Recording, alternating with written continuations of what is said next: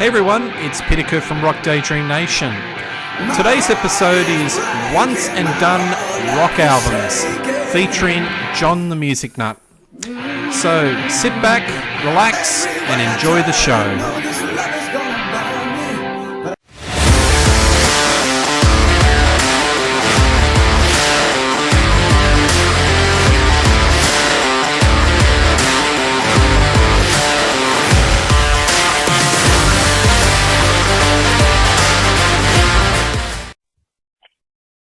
Hey everyone, it's Peter Kerr from Daydream Nation, and look who's here, John the Music Nut. How are you, buddy?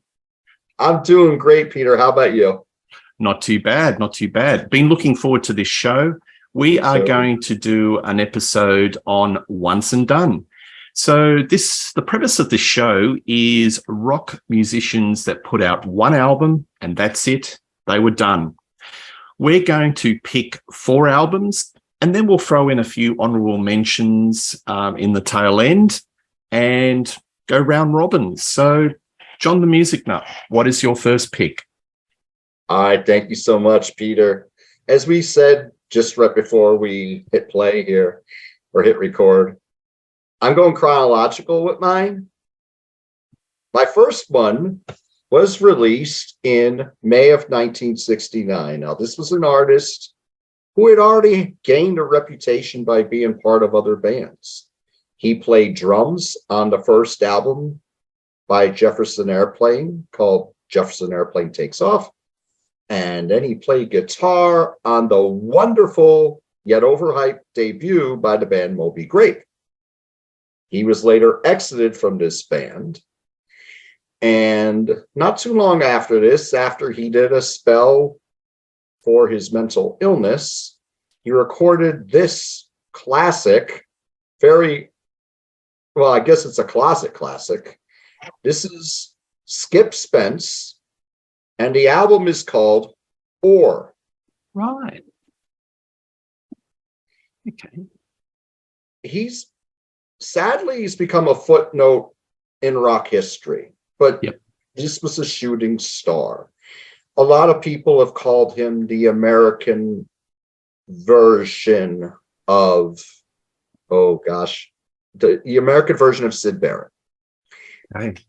He was a shooting star. He was a heck of a talent, but he also had substance abuse issues and mental illness. But he recorded this album, Or, after he did 6 months in Bellevue for going after Jerry Miller and Don Stevenson for Moby Grape with a fire axe. He tried to kill them. And so he went to Nashville and he cut this album and he played all the instruments. Now, the album's very sparse. It was released on Columbia Records, and because of his condition, they decided not to give it a big production. They decided to put the demos as the album. Right. And it worked wonderfully. This is an acquired taste. I've seen some comments. Some people call this a classic. Some people think it's boring. I think it's a classic. It's more of a stoned out blues album with some psychedelia. In there as well. The songs, he sings in a very gruff, like an older voice, and at this point he was probably in his mid-20s when he recorded this. But Cripple Creek, Weighted Down, Books of Moses, Broken Heart, they're all just wonderful blues songs that he sings really well, but like I said, he sings them in a lower timbre.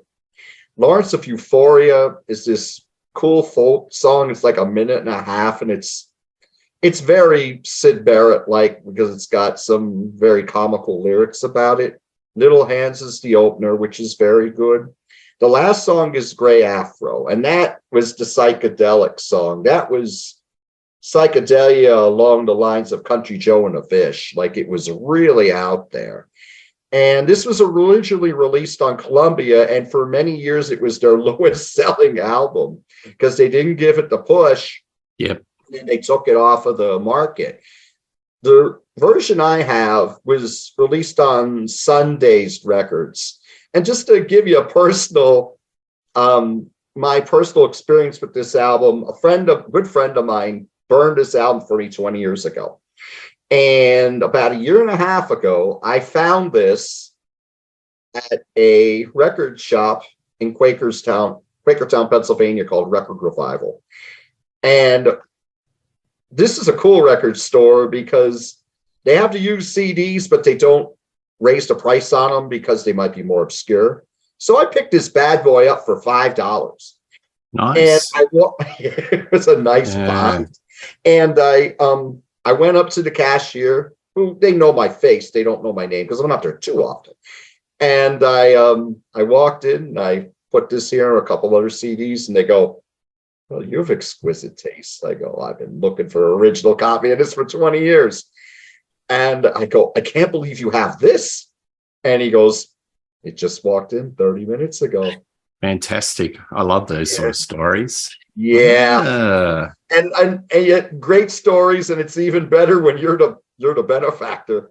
Yeah, so, well, if it's quite rare, that may have not stayed out in the wild too much longer. So I don't think so. It would have been gone that day, I think. Yeah. They get a decent amount of traffic in that store. But yes, you want something a little different. It's what I described. It's very low key. I mean, there's nothing exciting on here. Yeah. If you could find Skip Spence's Ore at a decent price, pick it up. Yeah, absolutely. No, that's cool. I'll also put a link to the record store on our show. And nicely worded. I'll check that out. That sounds really interesting. Anything that's sort of like Syd Barrett. I'm interested. All right, cool. Thank you. I'm going to go in a different direction, and I'm talking about 1993. So if people are familiar with my channel, know that I am an uber David Coverdale fan. And in 1993, there was a forming of a supergroup by John Colander between David Coverdale and Jimmy Page, and it was called Coverdale-Page. That is my once and done. So basically, Coverdale had finished doing Slip of the Tongue, and he was at a loose end. The band had sort of broken up, or he'd broken up the band after that 1990 tour. Jimmy Page was on contract to Geffen, and John had the inspired idea of bringing these two together. And to me, it's a little bit of magic. It's got the Coverdale voice doing his very much Tarzan, Robert Plant-isms, like it or not. And you've got the Jimmy Page being the riffmeister. Being Jimmy Page of the legendary group Led Zeppelin, you can't help but have a lot of Led Zeppelisms. No such word, but I've just made it up. Shake My Tree, Pride and Joy, Take a Look at Yourself, Whisper a Prayer for the Dying, Easy Does It.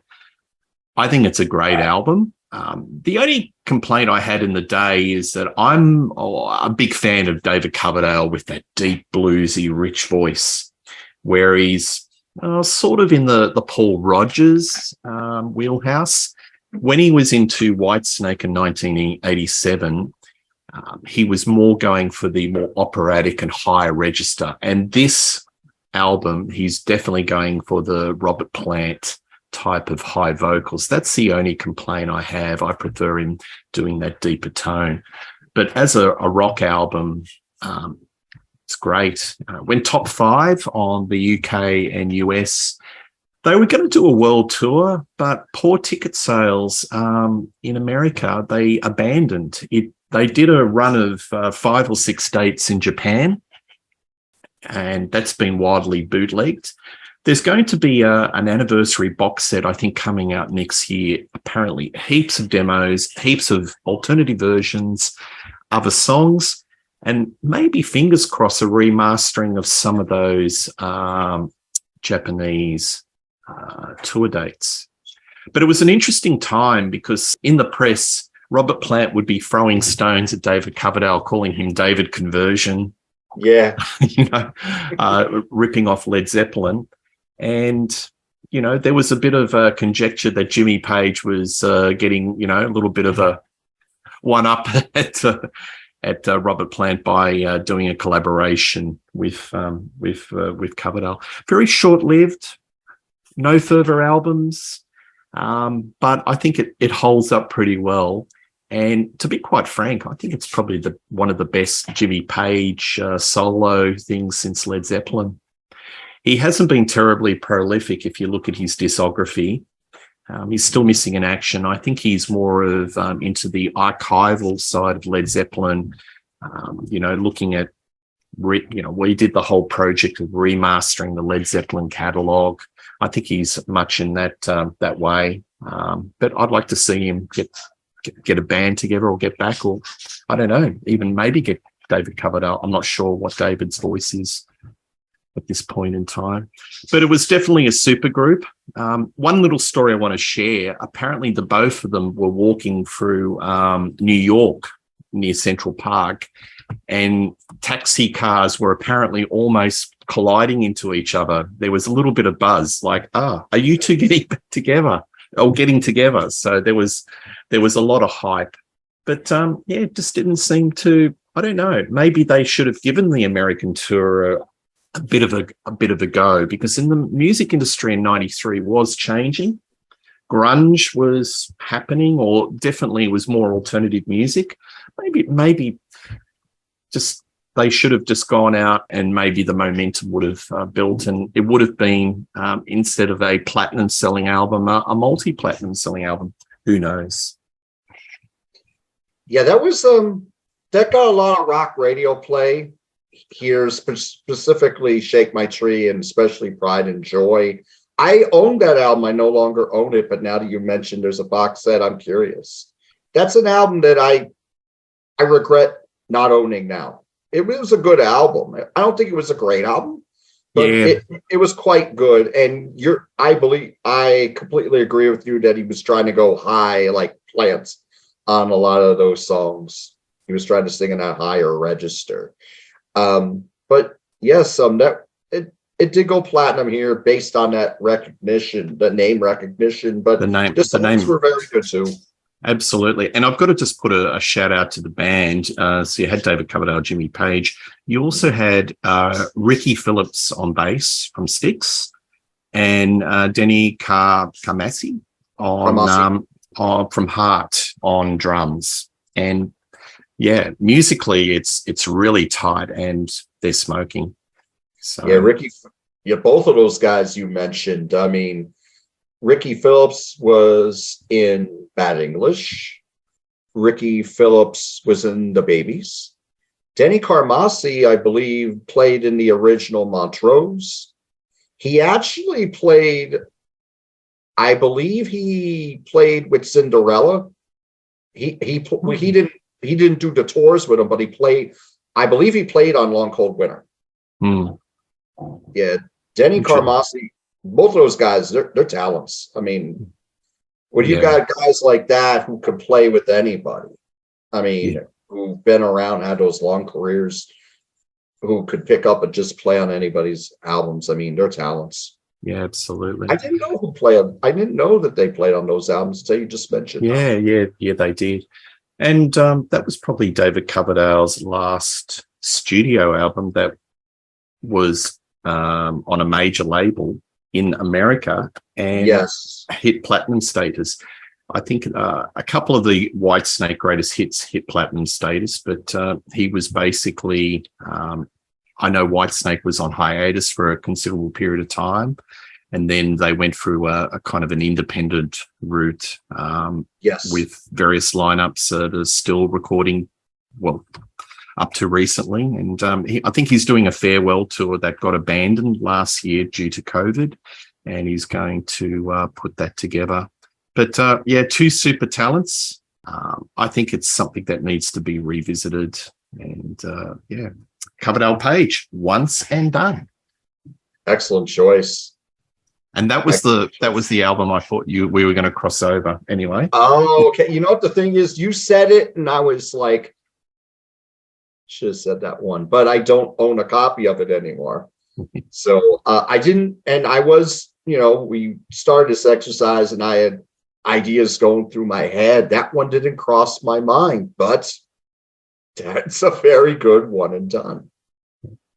Oh, I actually was thinking of a different album that I think we're going to repeat, but we'll see how it goes. In the meanwhile, so I'm going to do my second choice, and I'm going to go, as I mentioned, chronological. So these first choices are going to be older choices, and this is a one and done. This was a super group, and the members of this band are Steve Winwood, Ginger Baker, Eric Clapton, and Rick Gresh, and this is Blind Faith, their self-titled debut.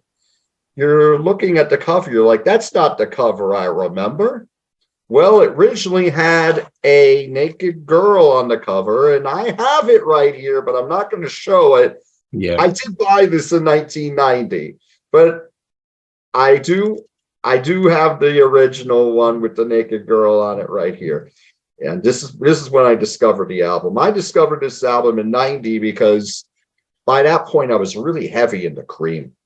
They were my favorite band. Like I like to listen to current music, and I was always working backwards.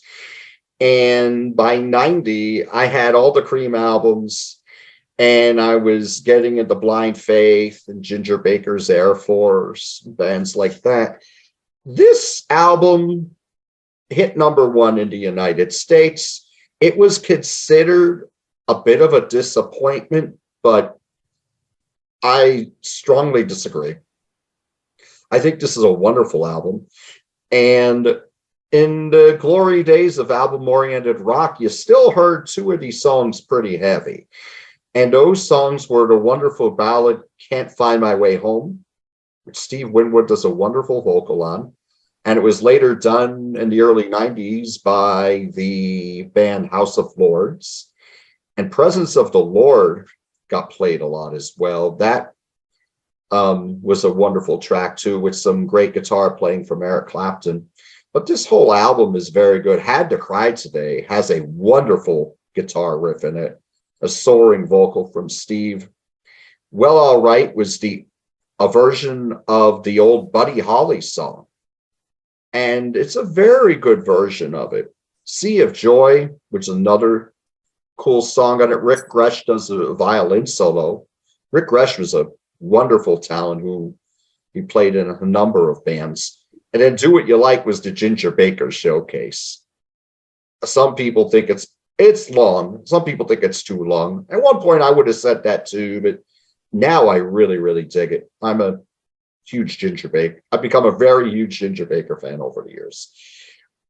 But this hit #1, but they were a one and done. And then Eric Clapton would go into another band, and the other three members would go into Ginger Baker's Air Force with several other members. But Blind Faith, self-titled debut. Love it. Great. Well, I had a suspicion that Eric Clapton or Winwood or one of those, there would have been that would have featured in the show as a once and done. Oh, yes. Absolutely. A lot of activity, a lot of superstars in that era. Absolutely. All right. Next one, I'm going to go maybe to our overseas, and probably even Australian. This is a little bit of an obscurity. I'm talking about a band called Fanny Adams from 1971. So this was a band that was formed by Vince Maloney, who was the guitarist for the Bee Gees. He left the band around 1969, 1970, and formed a little bit of a Australian New Zealand supergroup with a vocalist called Doug Parkinson. Now, Doug Parkinson was well known in Australia for a band called Doug Parkinson in Focus, and one of the songs they did, they covered a version of Dear Prudence. please check it out. This is the quintessential version of Dear Prudence. Even, I think, John Lennon said this is an amazing vocal.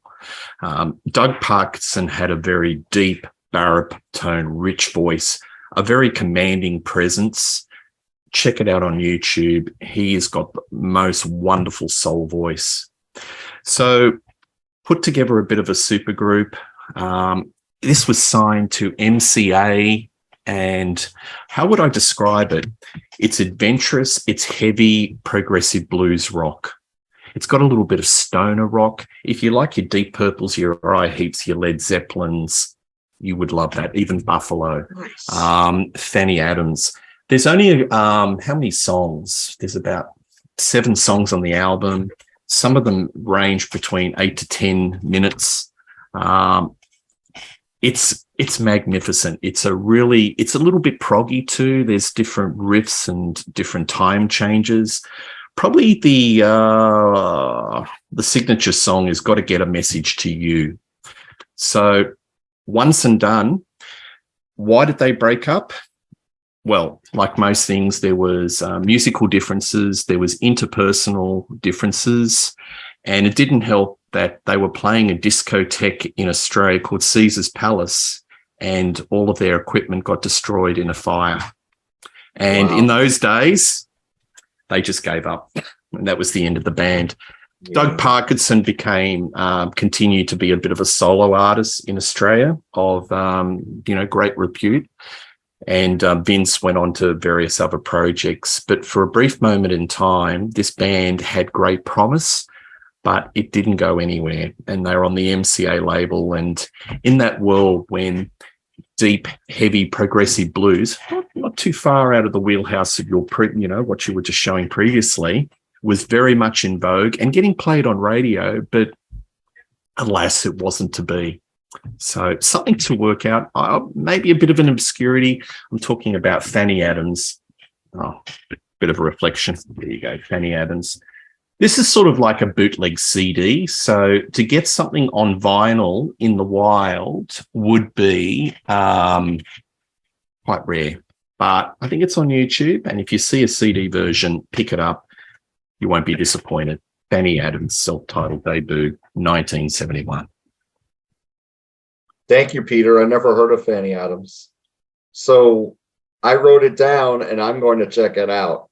I think never heard of it. Doug Parkinson's vocals, you'll love it. Just that deep, rich voice. Nice. Worth checking out. All right.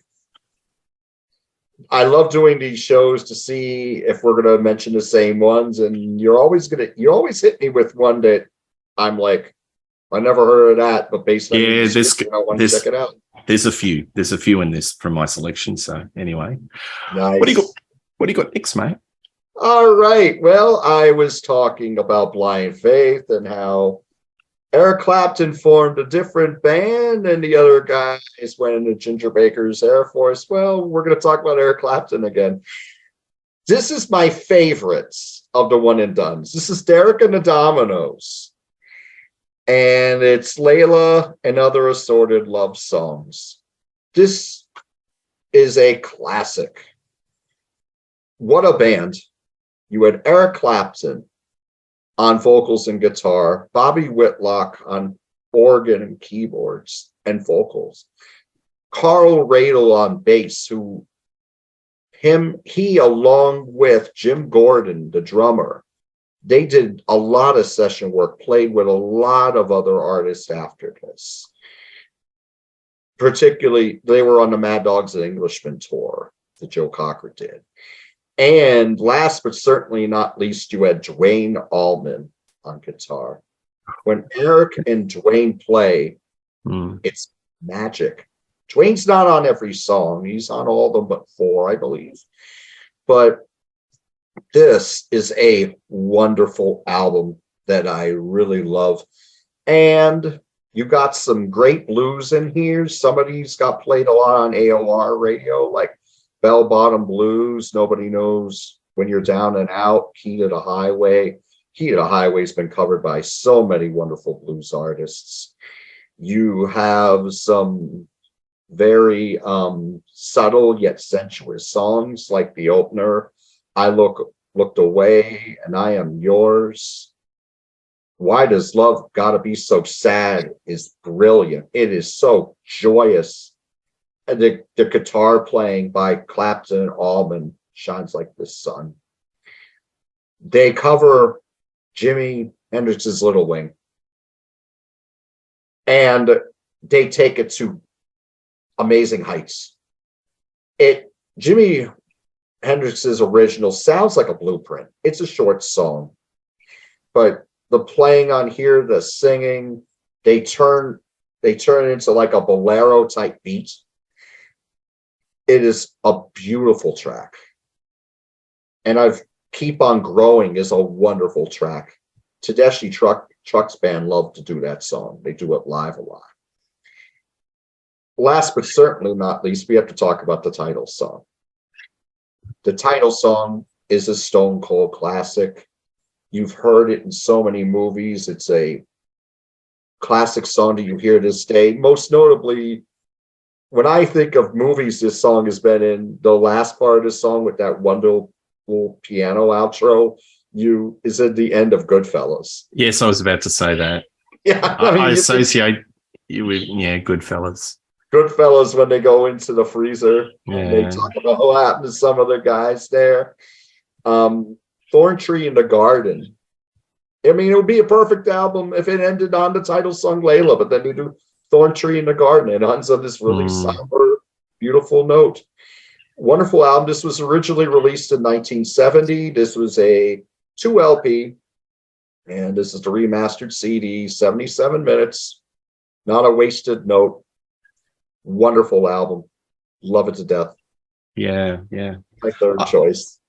I don't have that album, and it's always been on my list, and I will have to get it. So I'm not really... Eric Clapton's not been in my wheelhouse, but that's one album that I do need to put into my collection. And the way you describe it, Layla just is the proverbial monolith that hangs over that whole album. Yes. That was such an uber hit, and I find that song emotionally affecting. Me too. Especially the bit where it changes. It goes from that, that instantly recognizable riff, and it goes into the piano. I was recently watching Live Aid. Great rendition. Eric Clapton. He was doing, I think it was one of the final acts at the Philadelphia side of Live Aid. Yeah, but did a rousing rendition. But nice pick, and that was the one that I was expecting you to select.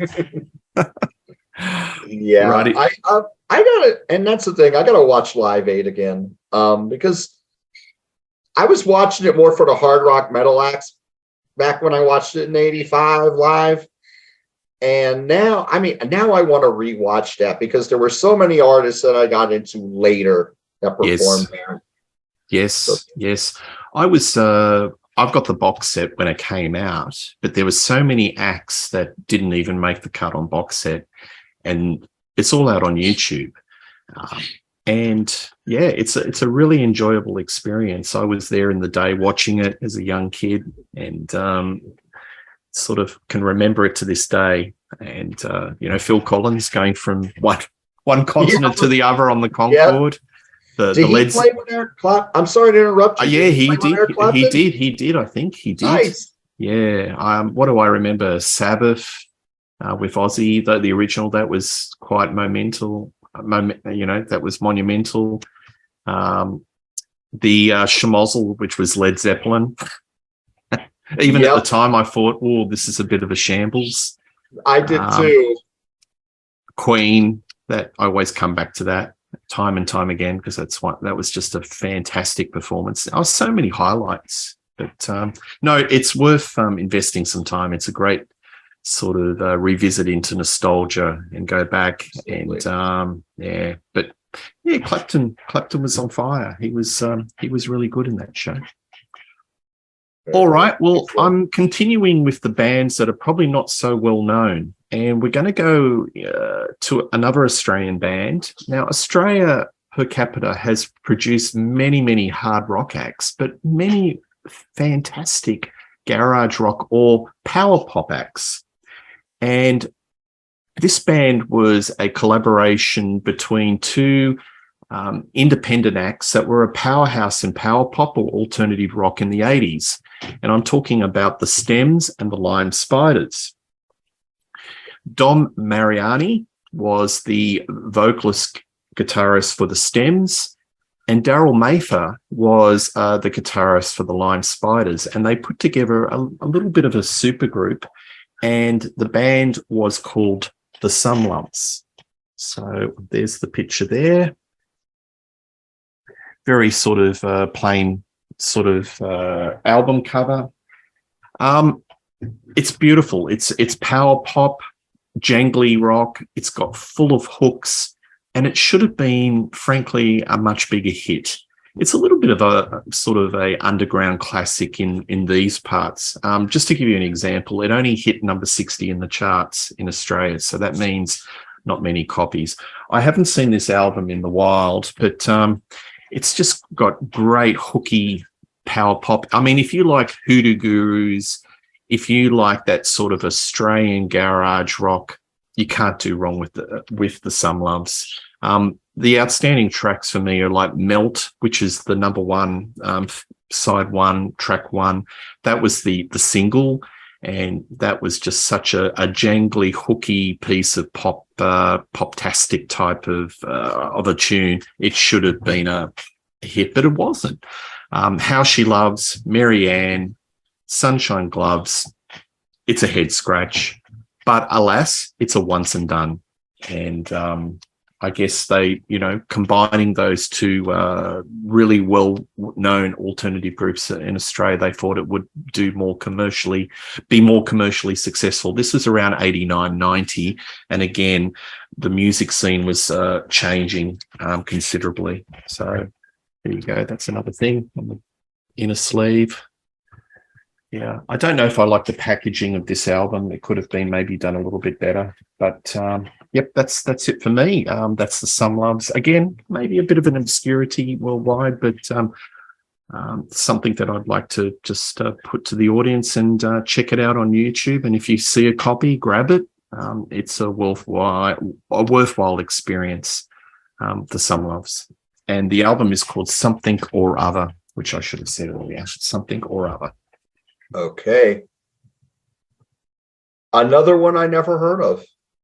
So that is another one I will definitely check out. Thank you for that. No problem.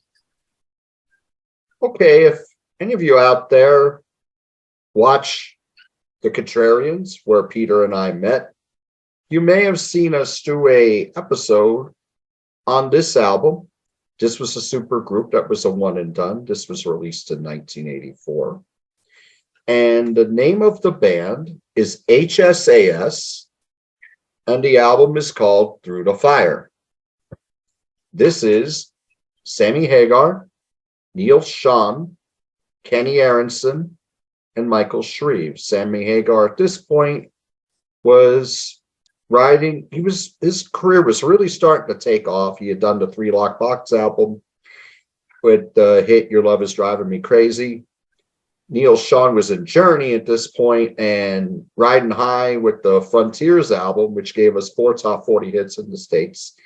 Kenny Aronson is a bass player who's a wonderful talent who's played with everybody. Dust, Bob Dylan, Billy Idol. When I saw him about 7 years ago, he was playing in the Yardbirds. He's fantastic talent. Michael Shreve, fantastic drummer, best known for playing in Santana for the first 6 albums. This is a hard rock album. It's got a lot of guts to it. It's Neil Schon. I like to say that his solos are so good that you can sing them. Tasteful, aren't they? Here, yeah. But on here, he's more of a shredder. He just goes crazy. But this is a wonderful album. Top of the Rock is a fantastic hard rock song that got some airplay here in the States. Missing You was nearly as good. They're both excellent songs that I think if they got the push, they would have been bigger songs. The biggest hit on here, well, the only single, and it did chart in the top 100, was their version of Procol Harum's Whiter Shade of Pale. Yep. Good version. I mean, instead of having an organ on it, which was on the original, Neil Schon does it on his guitar, and it sounds quite good. It's not, I wouldn't say it's the original, but it's still a very good version. The original, I think, has this real classic feel because of that, like a timeless feel because of that organ. Mm-hmm. But a lot of great songs on here. I love Valley of the Kings, Hot and Dirty. And at the end, the last song is My Hometown. It's got this early 70s BTO fog hat feel to it. It's just great rock and roll, no frills. Wonderful album, though, that we reviewed. And it's my number 4, HSAS, Through the Fire. This was released in March of 1984. And then right after this, Sammy Hagar would release VOA, and that gave us Two Sides of Love and I Can't Drive 55. And he would form Van Halen later on. And Neil Schon would release Raced on Radio with Journey a few years later. And the rest is history. Yeah, yes, it is. The rest is history.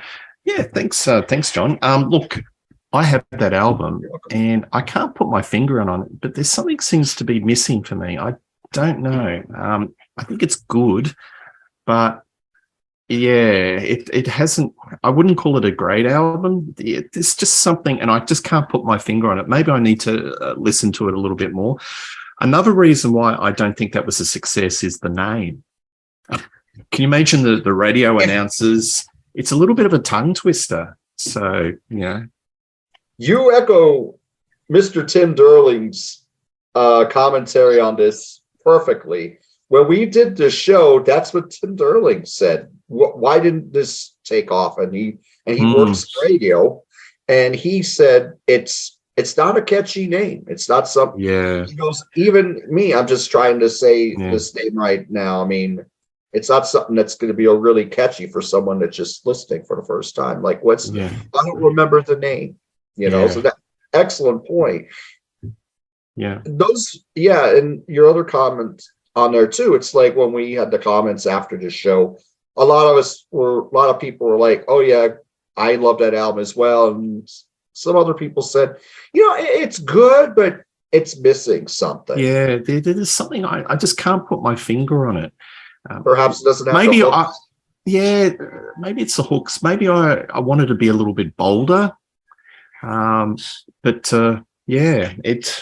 you put all those people together, it should be an Uber hit, and it wasn't. But I think the name is the major thing, and maybe the Whiter Shade of Pale as a single, which I understand was the single, was probably not the right choice, and it's a little bit corporate.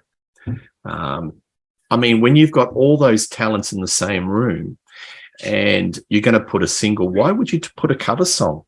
Yes. Wouldn't you back your own ability to pull something out of the fire, something original? I thought Talk About Rock or Missing You should have been the single.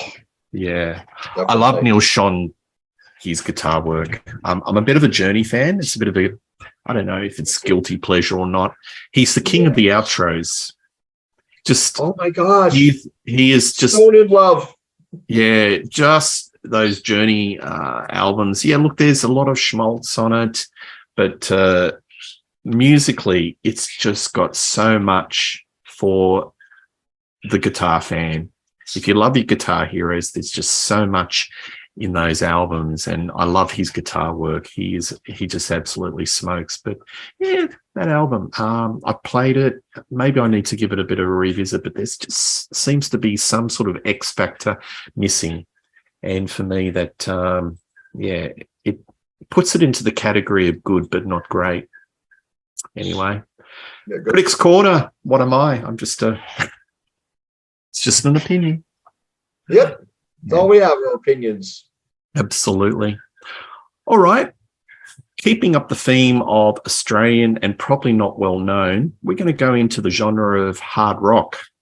So Australia, 70s and 80s was all about pub rock and hard rock. They set the template for pub rock. Your Billy Thorpes, your AC/DCs, Angels or Angel City, the Radiators, bands that, you know, if you're Australian or, you know, overseas, you'd know some of those bands at least. And there was a band that came out in the early 80s, which was very much in that AC/DC, maybe meets Led Zeppelin and a little bit of early Def Leppard. And this band was called Boss. And the album is called Step On It. So this outfit comprised lead singer Craig Songrady. He had a vocal style that was very much like a Robert Plant, very unusual vibrato, but a lot of cut through. And the dual guitar work of Kevin Pratt and Peter Sutcliffe. Bass was Scott Ginn, and the drums was Joe Tats. So very similar sonically to another band that had a little bit of radio airplay in the States called Heaven. Heaven, you may remember in the early 80s, they had a little bit of cut through and did a lot of tours with Judas Priest, etc., etc. I'd maybe put Boss in that sort of same category. The album is, I wouldn't say it's a great album.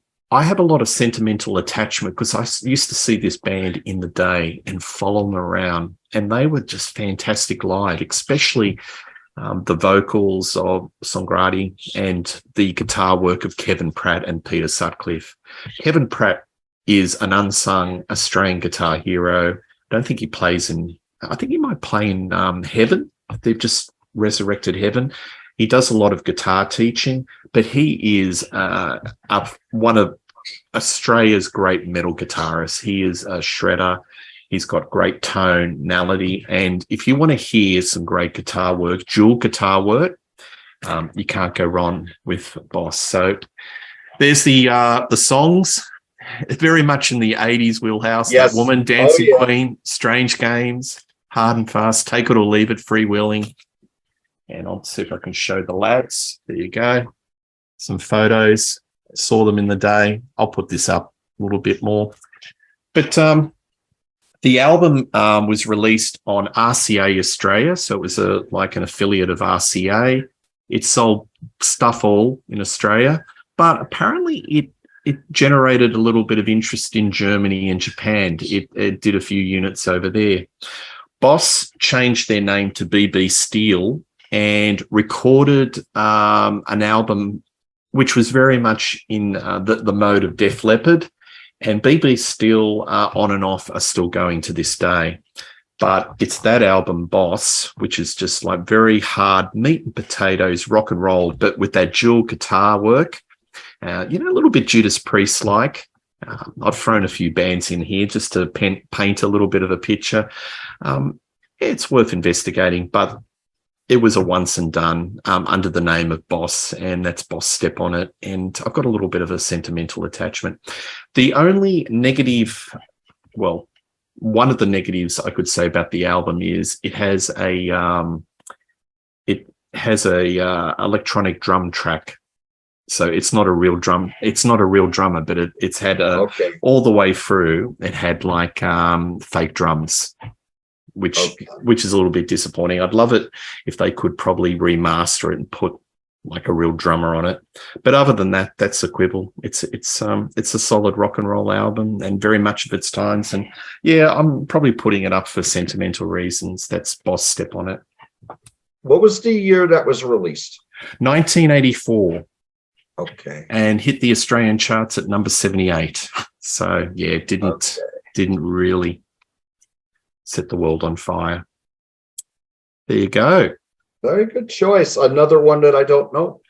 So yeah, there's a few. Give me homework assignments here. I love it. All good. I think we're at that stage of honourable mentions. So do you want to throw a couple of honourable mentions, brief words, if any? Surely. Yeah. This was the one I thought we would repeat because this artist from America, and he's no longer with us, this album did amazing in Australia. It went 10 times platinum. This is Jeff Buckley. Buckley Grace. Yes, he was on my. I was almost going to pick that, but I've done that in a previous show. But yeah, that's a magnificent album. Oh my gosh, yeah, it is. This was an Magnificent. album. Yes, wonderful album. I didn't know this album until maybe 10, 12 years ago, because the bar that a bunch of us went to had a CD jukebox in it, and there were a lot of mixed CDs on it. And there was one of the CDs had Jeff Buckley's version of Leonard Cohen's Hallelujah. It's a quintessential version.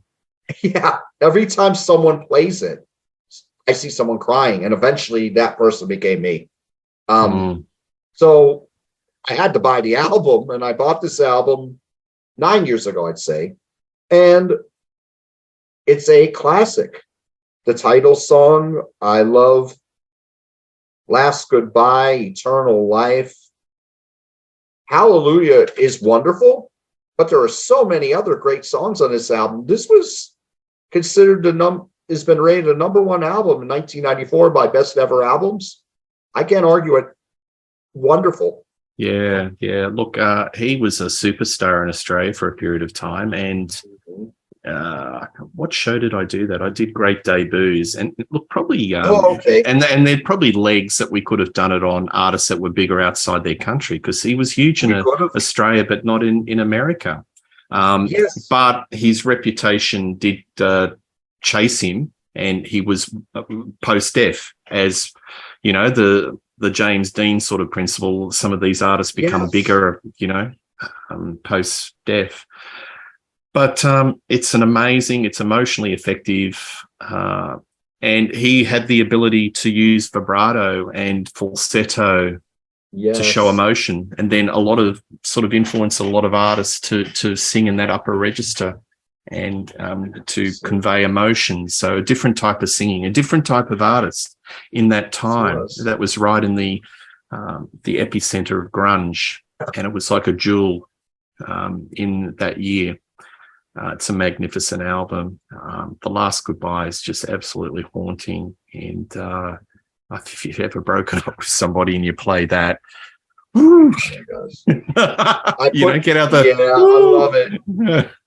This Last Goodbye, I put on a mixed CD, which I still love to make mixed CDs. And I go back to this album a lot. Oh, it's just so emotionally, it just tugs at your heartstrings. And I don't even like Hallelujah as a song. I don't like the Leonard Cohen version. The K.D. Lang, that leaves me a little bit cold. But his version of it is just brings a gravity to it that's just out of this world. So emotional. And to me, maybe I'm contrarian it. It's the quintessential version. Oh, fantastic choice. But that was on my list, but I had covered it previously. But yeah, I don't think you're contrarian on that choice. I know so many people who say that is the definitive version. I mean, and I'm with everyone on it. Yeah. He brought that song a new life. Yeah. All right. My next honorable mention, I'm going to be contrarian about contrarian, because I had already done this in another show. So I'm sort of flipping all over the place. And this is another album from 1982.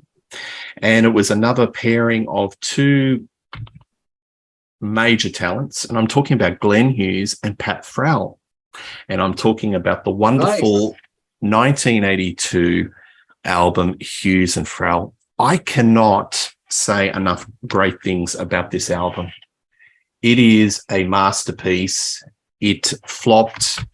It got a little bit of MTV airplay, but it just didn't go anywhere, and it should have.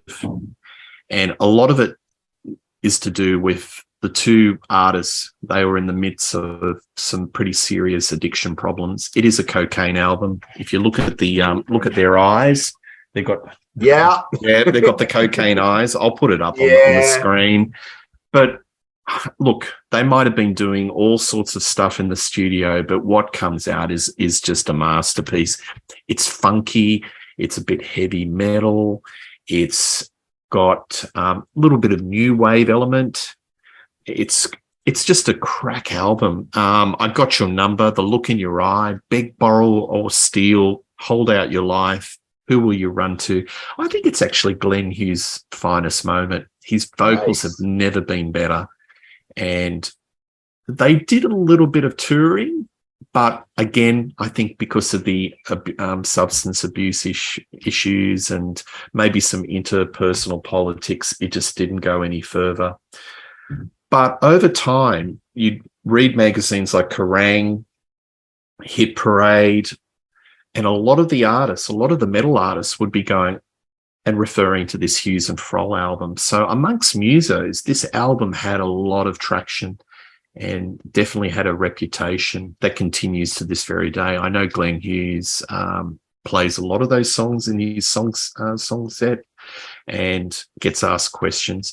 They tried to do a Hughes and Froll too, but Pat Froll, I understand, is very much a perfectionist, and everything's got to be in the right spot, and it just didn't work out. But he's hoping. They're both alive, and it'd be great to see a Hughes and Froll too. Maybe just leave it in the box as a once and done, because it was magic in a bottle. But anyway, that's my pick. Hughes and Froll. That's what it's been on my radar. I've never bought it. You've got to get it. You've got to get it. It's you have these albums going through your head. One of these days, albums. There's a show. That was one of mine. That's probably one of the 100 that I've been thinking about forever, and I still don't own it. And this is a Rock Candy version. They do Rock wonderful great job. Sort of pressings. See, they did a show. They were supporting Eddie Money.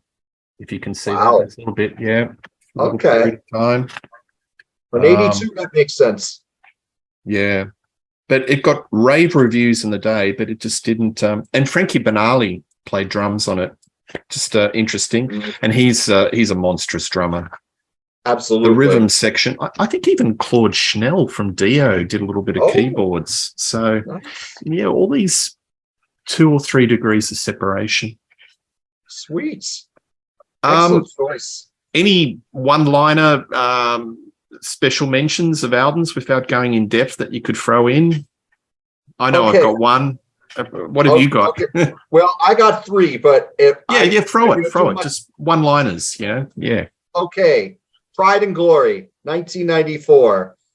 This is Zakk Wylde on vocals and guitars, James Lomenzo on bass, Brian Tichy on drums. This is heavy metal meets southern rock. This is a stunner of an album. The only thing is it's about 74 minutes. It's a little too long, but more often than not, it is fantastic. This is a wonderful album. I highly recommend this to anyone. Self-titled. This was a one and done. Temple of the Dog, 1991. This is Chris Cornell with Jeff Ament, Matt Cameron, Mike McCready, Stone Gossard from Pearl Jam.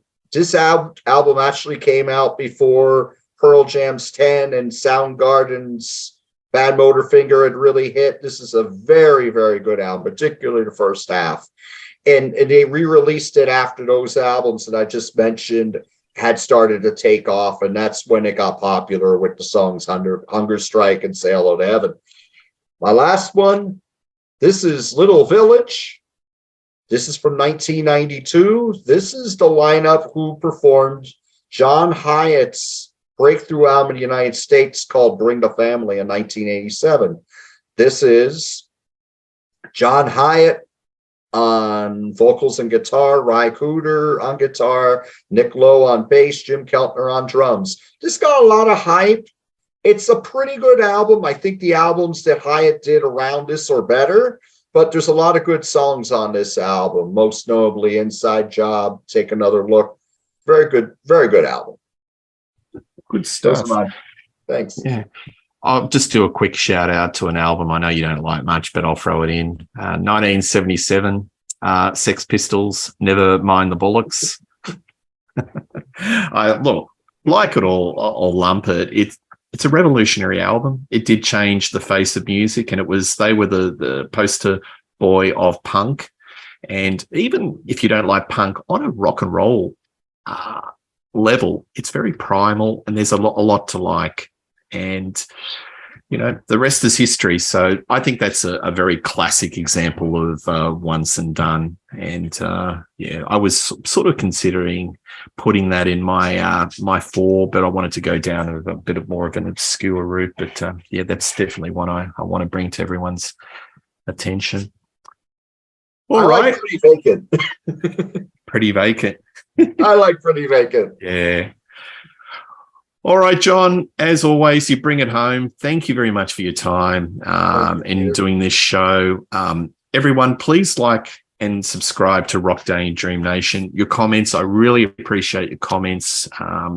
Throw us some comments as to some albums that we may not have included. We might even do a part 2.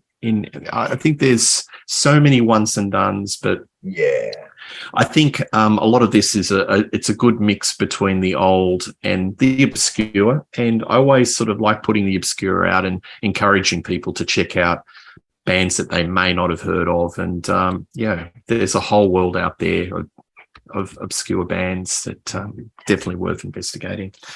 All right, so catch you guys later, and see you soon. Cheers. Take care. Cheers.